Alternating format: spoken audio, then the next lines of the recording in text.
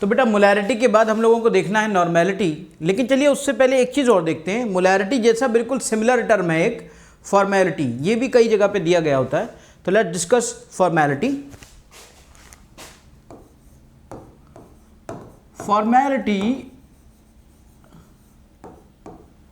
Representing by F, basically the same definition है, it is having same definition. Formality will be is equal to number of moles of number of formula units. यहाँ पर word moles का नहीं use करके हम लोग use करते हैं number of formula units divided by volume of solution. If it is in ml then multiply with 1000, otherwise it will be in litre. सवाल उठा कि what is the difference between number of moles and number of formula units. Basically बेटा होता क्या है कि जो ionic compounds होते हैं, आयनिक कंपाउंड्स, एक आयनिक कंपाउंड्स दो ही तो मेन, बाकी तो बहुत सारे तरह के हैं, और एक आपका हो गया कोवलेंट कंपाउंड।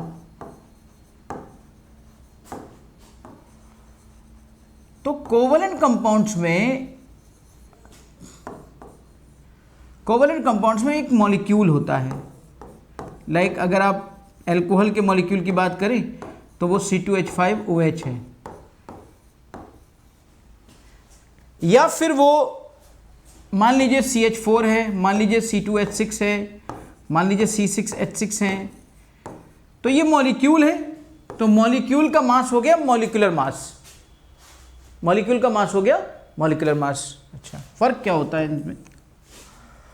और आयनिक कंपाउंड जो होता है, ये कहाँ से फॉर्मूला यूनिट आया, जरा इस बात को समझिए। आयनिक कंपाउंड जो होता है वो क्रिस्टल से, ऑब्वियसली उसमें क्रिस्टल्स होते हैं,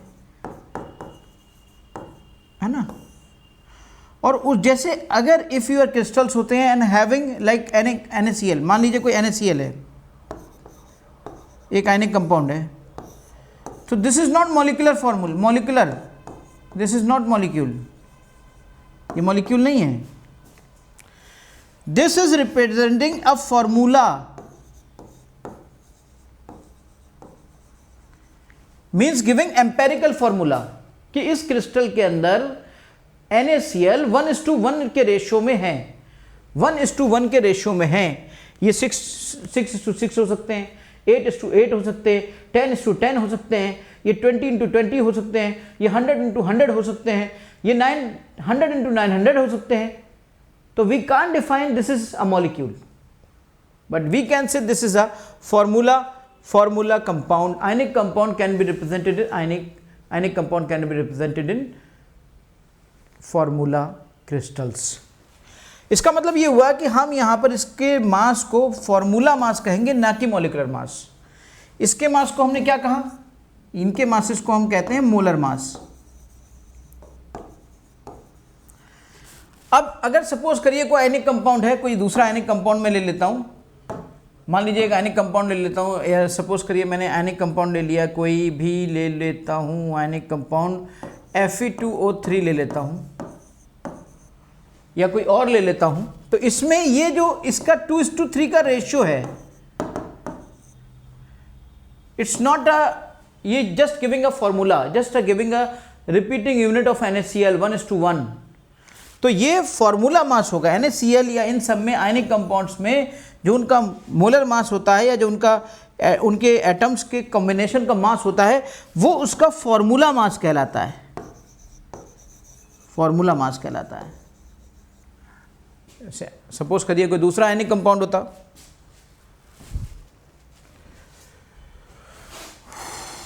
मान लीजिए सीजियम क्लोराइड होता, मान लीजिए मैग्नीशियम क्लोराइड होता, तो इसमें इन दोनों का रेशियो 1:2 है, या इसका रेशियो 1:1 है। तो इनके मासेस को हम फॉर्मूला मास कहेंगे। तो पहले तो हमने समझा कि मॉलिक्यूलर मास और फॉर्मूला मास में क्या डिफरेंस है। न्यूमेरिकली देखा जाए, अगर आप इसका वैसे वैल्यू निकालोगे ना, तो न्यूमेरिकली बराबर आएगी। भाई ऑब्वियसली फार्मूला मास भी तो क्या है, किसी फार्मूले का मास, अब NaCl मान लीजिए है, NaCl क्या है, क्या पता उसे क्रिस्टल में Na10Cl10 हो, क्या पता एक क्रिस्टल में Na100Cl100 हो, कुछ भी हो सकता है। इनका दोनों का रेशियो आपका, जबकि आप जानते हो है ना 8:8 होता है नॉर्मली, तो उसी के रेशियो में आते हैं क्रिस्टल सोडियट क्रिस्टल में। अगर हम बात करें तो इसका फॉर्मूला मास क्या होगा, फॉर्मूला मास होगा वैसे ही जैसे आप मोलर मास में करते थे, आप एटॉमिक मासेस को ऐड करके निकालते थे, यहाँ पर भी वही करेंगे आप। 23 आएगा, ये 35.5 आएगा, ये 58.5 आएगा। That's why because we are getting numerically same value, we are getting numerically same value of formula mass and molecular mass. That's why we can say numerically formality and molarity having same value. But in terms of definition and in terms of अगर depth study करो आप तो that is not same thing, that is basically something different. But qualitatively they are different, but quantitatively they are same. Like if I am getting a ionic compound Na2CO3, understand? So obviously number of formula units जो वहाँ पे रखी थी, जैसे वहाँ पे हम number of moles रखते थे ना, वैसे ही यहाँ पर हम रख रहे हैं। यहाँ पे हम क्या करते थे, यहाँ पे हम वेट अपॉन मॉलिक्यूलर वेट करते थे तो नंबर ऑफ मोल्स निकल के आते थे। फॉर्मूला यूनिट्स को निकालने के लिए हम क्या करेंगे, वेट अपॉन फॉर्मूला वेट करेंगे, तब नंबर ऑफ फॉर्मूला यूनिट्स निकल कर आएंगे। बट अभी भी मैंने आपको बताया फॉर्मूला वेट भी तो भाई वैसे ही एटम्स को ऐड करके ही निकालते हैं। So that is not so different, that is quantitatively they are same but qualitatively they are different. Understand? So obviously जहां जहां जैसे आप मोलैरिटी निकाल रहे थे वैसे वैसे वहां आप फॉर्मेलिटी निकाल सकते हो। चलिए अब हम बात करते हैं एक बहुत ही महत्वपूर्ण टर्म की, it's very very important concentration factor involving equivalents and that is called normality.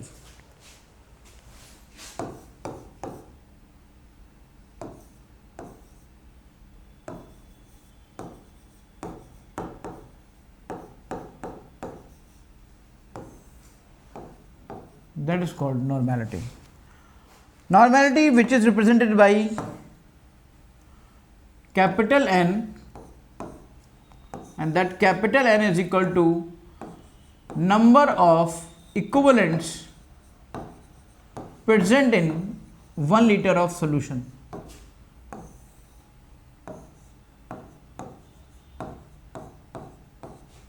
Definition said number of equivalents present in 1 litre of solution, और उसके हिसाब से हमारा ये कॉन्सेप्ट बनेगा। इफ नंबर ऑफ इक्विवेलेंट्स को मैं ऐसे लिख देता हूं and I am writing V in volume, V volume in ml, then multiply with 1000, it will be finally normality.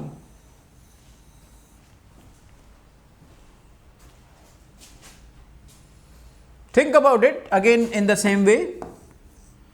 If I am talking about number of equivalents in volume, volume in liter, so this multiplication N into V multiplication will give you number of equivalents.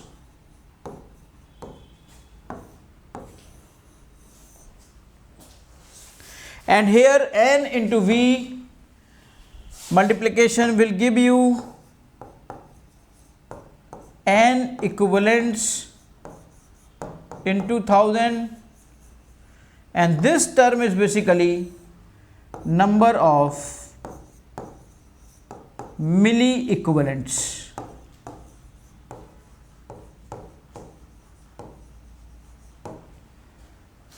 In short way you can say N milli equivalents, ऐसे कह सकते हो आप, if they are in ml.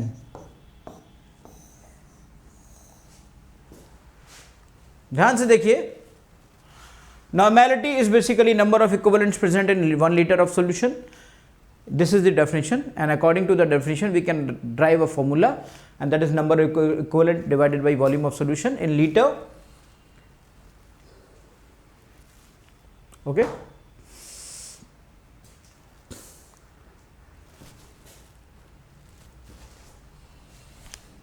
थोड़ा सा और हम देखते हैं, अब हम आगे बढ़ते हैं नंबर ऑफ इक्विवेलेंट्स की तरफ।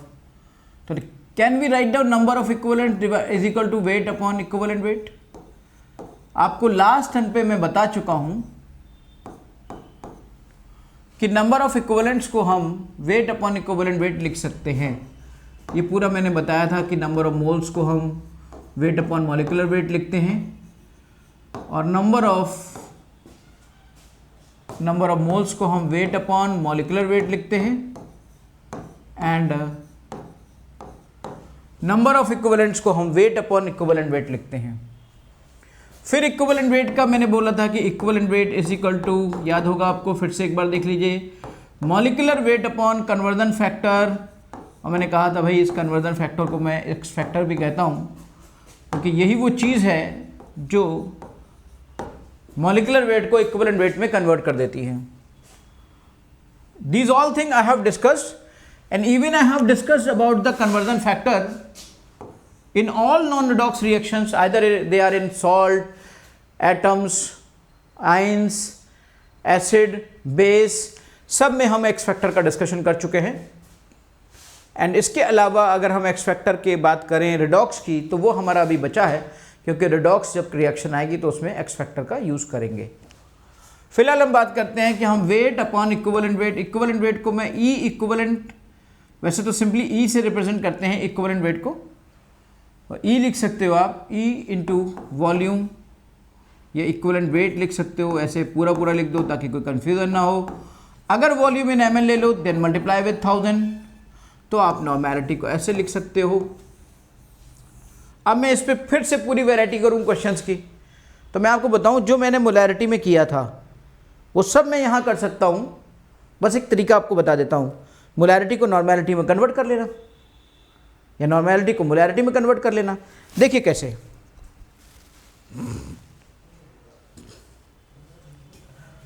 करें क्या हम लोग कि हम इक्विवेलेंट वेट को रिप्लेस कर दे molecular weight upon conversion factor से। तो हमारा जो ये फॉर्मूला है normality is equal to weight upon equivalent weight की स्पेस पे हम लिख सकते हैं molecular weight upon conversion factor into volume in 1000। ये ऐसे हो गया आपका। अब आप ज़रा देखिए यहाँ पे डिनोमिनेटर से डिनोमिनेटर में न्यूमरेटर में चला जाता है, ये आप सब लोग जानते हैं। अगर यहाँ पे थोड़ा सा इस चीज़ को और देखें, and this will be N is equal to weight upon molecular weight into volume of solution in ml into 1000 and it will be multiplied with this conversion factor. Tell me one thing, this term, ये term आपका क्या बन गया, जरा मुझे बताइए ये term आपका क्या बन गया। This term becomes m, यही टर्म तो मोलैरिटी है, and this molarity into conversion factor will be is equal to normality. It means अगर मुझे कन्वर्जन फैक्टर पता है तो मैं मोलैरिटी को नॉर्मेलिटी में कन्वर्ट कर लूँगा। जैसे मैं जहाँ पर भी क्वेश्चन कर रहा था मोलैरिटी को कैलकुलेट करने वाले, और उस कंपाउंड का अगर मुझे कन्वर्जन फैक्टर पता है, उस एसिड का, उस बेस का, उस सॉल्ट का, उस एटम का, उस आयन का, अगर मुझे कन्वर्जन फैक्टर पता है तो मैं उसकी मोलैरिटी को नॉर्मेलिटी में इजीली कन्वर्ट कर लूँगा। इसका मतलब इनडायरेक्टली हमने जितने टाइप के क्वेश्चन मोलैरिटी में किए थे वो सारे के सारे टाइप के क्वेश्चन नॉर्मेलिटी में अपने आप हो गए। समझ गए? तो वो प्रैक्टिस भी हमारे यहाँ काम आई। हम दोबारा वो प्रैक्टिस नहीं करेंगे, उसकी ज़रूरत नहीं है। अगर उस तरह का कोई भी क्वेश्चन आए तो बस वहाँ देखना कि उस सॉल्ट का, उस सब्सटेंस का कन्वर्जन फैक्टर वहाँ पर क्या है, और उसका यूज़ करके उसकी जो मोलैरिटी वहाँ तुम निकाल रहे थे उस मोलैरिटी को नॉर्मेलिटी में कन्वर्ट कर लेना। बस सिंपली नॉर्मेलिटी आ जाएगी। तो दोबारा वही क्वेश्चन क्यों करें भाई। चलिए, अब इसमें नई बातें क्या हैं और थोड़ा सा स्पेशल बातें क्या हैं, थोड़ी सी बेसिक बातें तब भी करेंगे, although we have discussed everything.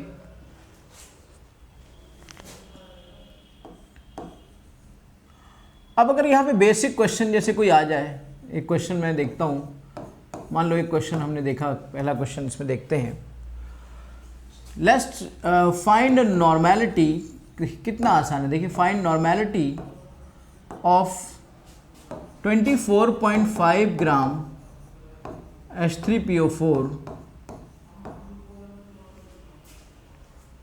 when it makes a solution of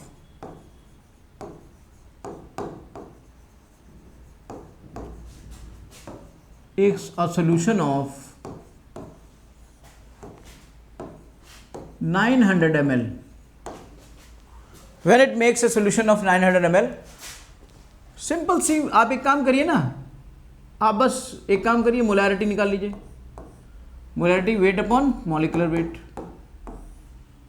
wait upon molecular wait. Molecular weight देखो यहाँ पे कैलकुलेट आप करोगे तो 98 आएगा। And volume of the solution is 900 और 9 ml में दिया है, देन मल्टीप्लाई विथ 1000, ऊपर आप 1000 से मल्टीप्लाई कर दीजिए। ये देखिए आपका ये 4 टाइम्स आएगा, ये 250 आएगा, ये कट कर दीजिए और एक वैल्यू मोलैरिटी की आ जाएगी।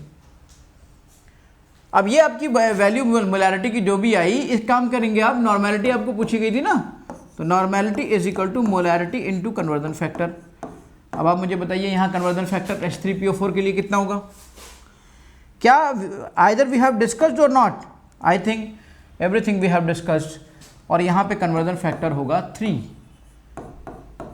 तो जो भी मोलैरिटी की वैल्यू यहाँ से आएगी, यहाँ पुट कर दीजिए, 3 से मल्टीप्लाई कर दीजिए, नॉर्मेलिटी आ गई। तो अब आप समझ गए होंगे कि जितने भी टाइप के क्वेश्चन हमने अभी मोलैरिटी में डिस्कस किए थे, अब हमें नॉर्मेलिटी में वो सब डिस्कस करने की ज़रूरत ही नहीं है, क्योंकि नॉर्मेलिटी अपने आप हो गई।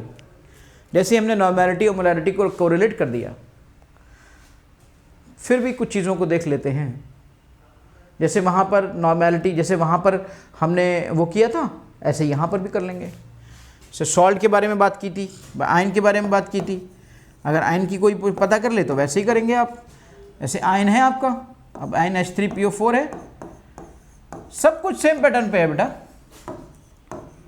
3H प्लस है, PO4 3 है। तो वहाँ पर क्या होता था, M था तो ये 3M और M हो जाता था। अगर ये N हो तो ये भी 3N और ये भी N हो गया। तो उसका कोई मतलब ऐसा कोई वही नहीं है, आप सिंपली वैसे ही आप कर सकते हो, या मोलैरिटी निकाल के कन्वर्जन फैक्टर या वैसे भी कर सकते हो, कोई ऐसा मसला नहीं है। 3C होता है तो ये 3C हो जाता है, ये C हो जाता है। तो ऑब्वियसली इन चीज़ों को आप इजीली डिस्कस कर सकते हो, कोई ऐसा मसला नहीं है। अब हम बात करते हैं बेटा, जो यहाँ पे थोड़ा सा अच्छी चीज़ है वो क्या है। Let's discuss normality of the mixture. हम नॉर्मेलिटी ऑफ द मिक्सचर की बात करते हैं कि नॉर्मेलिटी ऑफ द मिक्सचर कैसे क्या हो सकता है। यहाँ पे कई केसेस बन सकते हैं और उसको हम डिस्कस करें, क्योंकि ये एक अच्छी चीज़ है। देखो बेटा, एक तो हो सकता है कि mixture of same nature of compound, same nature,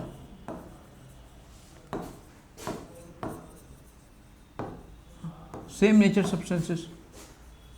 मतलब सेम नेचर का मतलब क्या हुआ?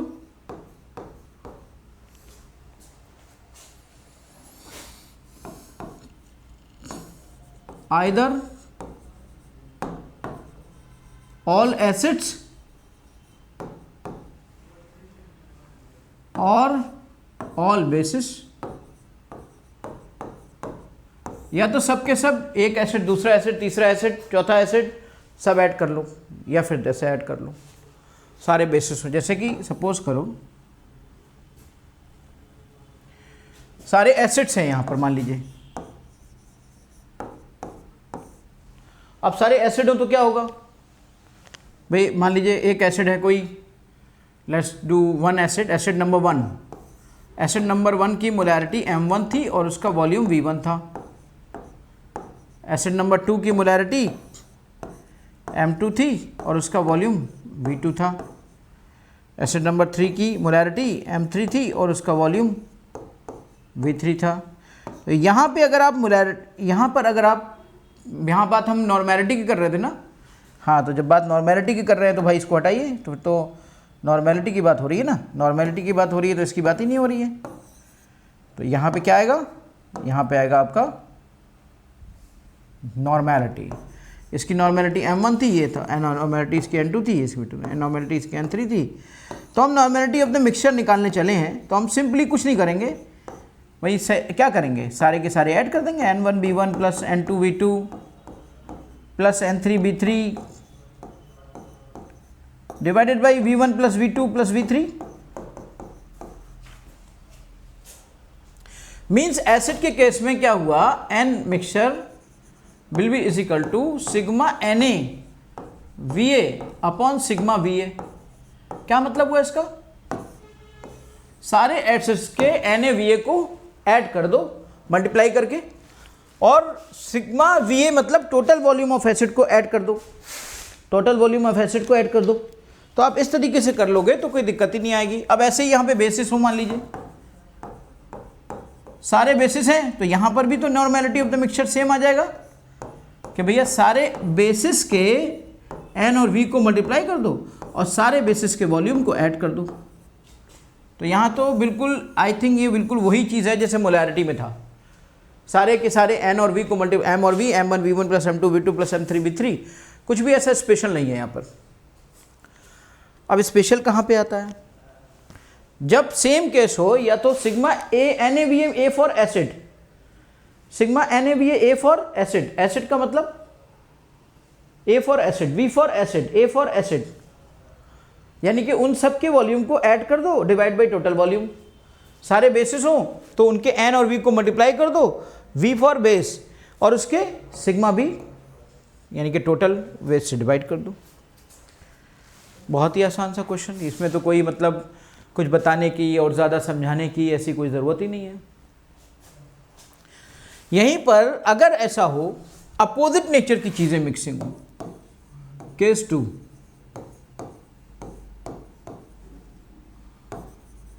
मिक्सिंग ऑफ ऑपोजिट नेचर,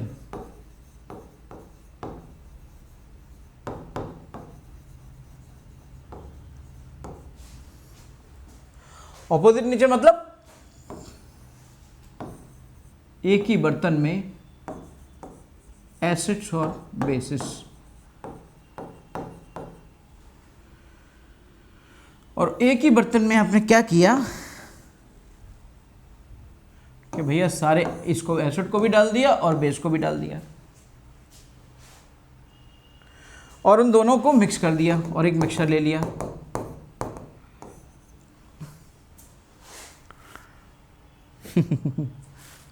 और उस मिक्सचर की नॉर्मेलिटी आपको निकालनी थी। कोई बात नहीं, आप क्या करो, बहुत इजी सा कॉन्सेप्ट। भाई हम सब जानते हैं कि एसिड बेस को न्यूट्रलाइज कर देगा, एसिड और बेस के अलग अलग मिली इक्विवेलेंट निकाल लो और उनके मिली इक्विवेलेंट से सब्ट्रैक्ट कर दो, वो तो एक दूसरे को सब्ट्रैक्ट कर ही देंगे। अब बेसिस के सारे मिली इक्विवेलेंट्स निकालने के लिए, number of equivalents of basis निकालने के लिए आप एक काम करो, सिग्मा NVBB, क्योंकि N और V का मल्टीप्लिकेशन आपको मिली इक्विवेलेंट देता है ना, तो आप ये कर दो, सिग्मा NVBB पहले इधर से निकाल लो। इधर से आप क्या करो, इधर से आप number of equivalents of acids निकालने के लिए सिग्मा NaVa कर लो। जितना भी एसिड्स का NV दिया हो सबको मल्टीप्लाई करके ऐड कर लो, जितना भी बेसिस का NB दिया हो N और V उसको मल्टीप्लाई करके उसको ऐड कर लो, and find the total volume, total volume of the mixture. Mixture में तो सभी हैं भाई, मिक्सचर में तो Va भी है और मिक्सचर में भी, तो टोटल वॉल्यूम आपका ये हो गया। वॉल्यूम ऑफ द मिक्सचर क्या आएगा, सिग्मा Va सिग्मा V, यानी कि एसिड के टोटल वॉल्यूम प्लस बेस के टोटल वॉल्यूम। वॉल्यूम थोड़ी ना सब्ट्रैक्ट होंगे, इक्विवेलेंट सब्ट्रैक्ट होंगे, इक्विवेलेंट न्यूट्रलाइज करेंगे एक दूसरे को, तो ये इसको सब्ट्रैक्ट कर देगा। तो बचा क्या, तो इससे यहां पे हमारा फाइनली एक रिलेशन निकल के आया कि normality of the mixture will be is equal to sigma NaVa difference sigma NVBB। अब हमें ये तो पता नहीं है ना कि कौन ज़्यादा आएगा, तो हमने बीच में डिफरेंस का साइन लगाया। डिफरेंस का मतलब होता है जो ज़्यादा हो उसमें से कम वाले को घटा देना, कम वाले को सब्ट्रैक्ट कर देना। इस तरीके से ये आपका फॉर्मूला एक डेवलप हो गया भाई। देखिए ध्यान से, अगर एसिड की ज़्यादा हूँ तो एसिड में से बेस को सब्ट्रैक्ट कर देना और टोटल वॉल्यूम से डिवाइड कर देना, और अगर बेस की ज़्यादा हूँ तो बेस में से एसिड को सब्ट्रैक्ट कर देना और टोटल वॉल्यूम से डिवाइड कर देना।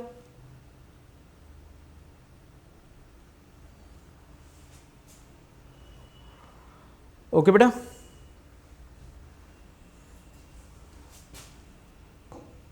क्लियर?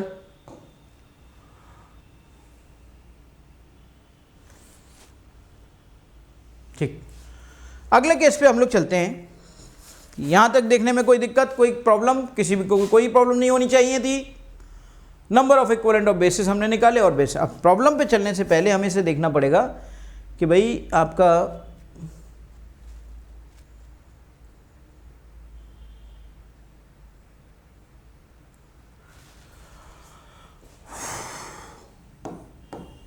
क्वेश्चन देखते हैं। ऐसे क्वेश्चन बनाते हैं, मान लीजिए कोई एक आपका वो है और उसमें एक एसिड नंबर 1, यानी ऐसे हम लिख देते हैं 3n 200 ml H2SO4 2m 600 ml H3PO4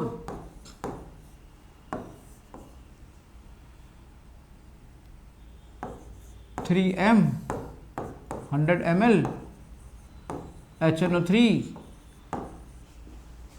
is added and make a mixture और ये मिक्सचर बना लेता है भाई। और इसका हमें, ये मिक्सचर है और इस मिक्सचर का हमें नॉर्मेलिटी निकालनी है। You have to find out normality of the mixture. करिए इस क्वेश्चन को। इस क्वेश्चन की नॉर्मेलिटी निकालनी है आपको। नॉर्मेलिटी निकालने के लिए क्या करेंगे भाई? नॉर्मेलिटी निकालने के लिए n और v को मल्टीप्लाई करना पड़ेगा, यानी कि नॉर्मेलिटी का फॉर्मूला हो गया normality of the mixture will be is equal to सभी एसिड्स के टोटल n और v को मल्टीप्लाई करके ऐड कर सम कर दीजिए और टोटल वॉल्यूम से डिवाइड कर दीजिए। अब उसके लिए n और v सबका होना भी तो चाहिए, तो क्या करोगे? देखो, इसके लिए n और v का मल्टीप्लिकेशन क्या होगा? इसके लिए 3 इंटू 2, ये आपका हो जाएगा 600। अब यहां पे तो n है ही नहीं, यहां पे m है, तो n जहां पर m हो और वहां n में कन्वर्ट करना हो तो what do you will do? m दिया है, n में कन्वर्ट करना है, n is equal to m into conversion factor. तो इस m को n में कन्वर्ट करना है तो क्या करोगे? 2 इंटू 3, कन्वर्जन फैक्टर 3, क्योंकि H3PO4 है ना, तो यहाँ 3H निकलेंगे, ये आप सीख चुके हो पहले ही, एंड मल्टीप्लीकेशन बाई 600। तो ये कितने इक्विवेलेंट्स आ गए? 36। ये सब के सब मिली इक्विवेलेंट्स आ रहे हैं क्योंकि वॉल्यूम ml में है। तो यहां पर 3m है ये, अब इसको भी n में कन्वर्ट करना है, लेकिन यहां पे HNO3 में एक ही कन्वर्जन फैक्टर है, x 1 है और यहां पे x 3 है, तो यहां पे आपका 3 into 1 into 100, it will become 300। तो ये सब के सब आ गए भाई। Non normality of the mixture you have to find out. You can easily calculate 600 plus 3600 plus 300 divided by total volume 200 600 100 200 600 plus 100। Understand? तो कितना हो गया? 4500 प्लस 900, 9 5 जा, तो it becomes molarity and normality of the mixture becomes 5n। इस तरीके से आपने normality of the mixture calculate कर ली। बेटा एक बार देख लो ध्यान से।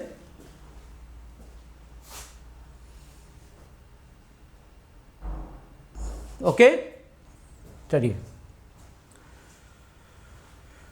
यहां पे सिर्फ एसिड्स हैं and you are solving easily, और आपने इजीली इसको सॉल्व कर लिया। इसी तरह से अगर सिर्फ बेसिस होते तब भी यही पैटर्न अपनाते, सारे इक्विवेलेंट्स को ऐड कर लेते, और अगर मोलैरिटी होती तो नॉर्मेलिटी में कन्वर्ट कर लेते और नॉर्मेलिटी को वॉल्यूम से मल्टीप्लाई करके नंबर ऑफ इक्विवेलेंट्स निकाल लेते, और v अगर ml में होता तो मिली इक्विवेलेंट्स में होता, तो मिली इक्विवेलेंट्स में रहने दो, कोई दिक्कत नहीं है। रीज़न, क्योंकि नीचे वाला वॉल्यूम भी तो ml में है ना, तो उससे कोई फर्क नहीं पड़ेगा।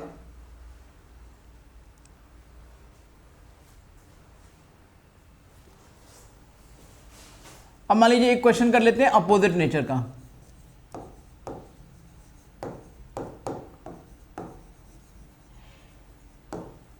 क्या करिए, ये आपका है और इसके अंदर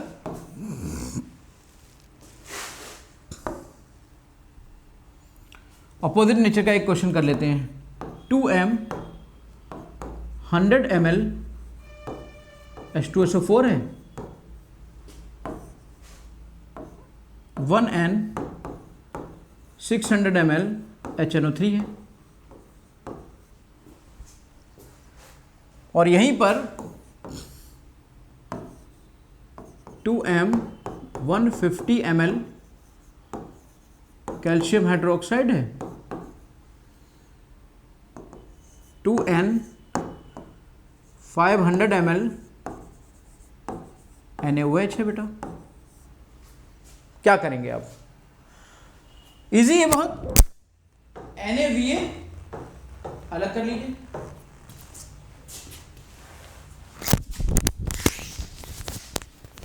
NaVA अलग कर लीजिए। NaVA अलग करेंगे, कैसे अलग करेंगे देखिए। NaVA देखो ये मोलैरिटी दी है ना, तो मोलैरिटी को नॉर्मेलिटी में कन्वर्ट कर लेंगे बेटा, कन्वर्जन फैक्टर से मल्टीप्लाई करके, और ये 100 प्लस ये नॉर्मेलिटी दी है आपकी, तो 1 × 600, टोटल ये कितना आ गया 400 प्लस 600 यानी 1000। ऐसे इधर कर लो, सिग्मा NvBB, ये जो मोलैरिटी है इसे नॉर्मेलिटी में कन्वर्ट कर लो, कन्वर्जन फैक्टर 2 OH 2 है इंटू 150 प्लस 2 × 500। अब देखो आप क्या हुआ, ये 15 4 × 600 यानी और 600 प्लस 1000 1600, तो ये वाला ज़्यादा आ गया और ये वाला कम आ गया। कोई बात नहीं, तो फाइनल नेचर क्या हो गया, जिसका ज़्यादा इक्विवेलेंट होते हैं फाइनल नेचर सोल्यूशन का वैसे ही होता है। यहाँ पे फाइनल नेचर सोल्यूशन का बेसिक हो गया बेटा, बेसिक नेचर हो गया फाइनली सोल्यूशन का। तो एन नॉर्मेलिटी कैसे निकलेगी, सिंपल कॉन्सेप्ट, ज़्यादा में से कम वाले को सब्ट्रैक्ट कर दो, टोटल वॉल्यूम को ऐड कर लो। टोटल वॉल्यूम कितना है 100 plus 200 600 700 plus 150 plus 500, total volume को आपने ऐड कर दिया, तो ये आपका आ गया, ये तो आपका 600 हो गया। अब आप मल्टीप्लाई और कैलकुलेशन तो कर ही लेंगे ना, उसमें दिक्कत क्या है। तो क्या सीखा आपने, हमने सारे सिग्मा NaVA निकाल लिए, सिग्मा NvBB निकाल लिए, ज़्यादा आया उसमें से सब कम को सब्ट्रैक्ट करके टोटल वॉल्यूम से डिवाइड कर दिया, और जिसके ज़्यादा मिल इक्विवेलेंट्स आए, समझ लीजिए फाइनली नेचर उसी का है। तो फाइनली ये जो सोल्यूशन बन रहा है, ये फाइनली इस सोल्यूशन का जो नेचर है वो कैसा है, फाइनल नेचर कैसा है, एसिडिक या बेसिक। तो जिसके मिल इक्विवेलेंट ज़्यादा आएंगे वो नेचर वैसा हो जाएगा। तो फाइनली ये नेचर बेसिक हो गया बेटा मिक्सचर का। ओके बेटा, चलिए इसके बाद अभी और भी कुछ करेंगे नॉर्मेलिटी के अंदर।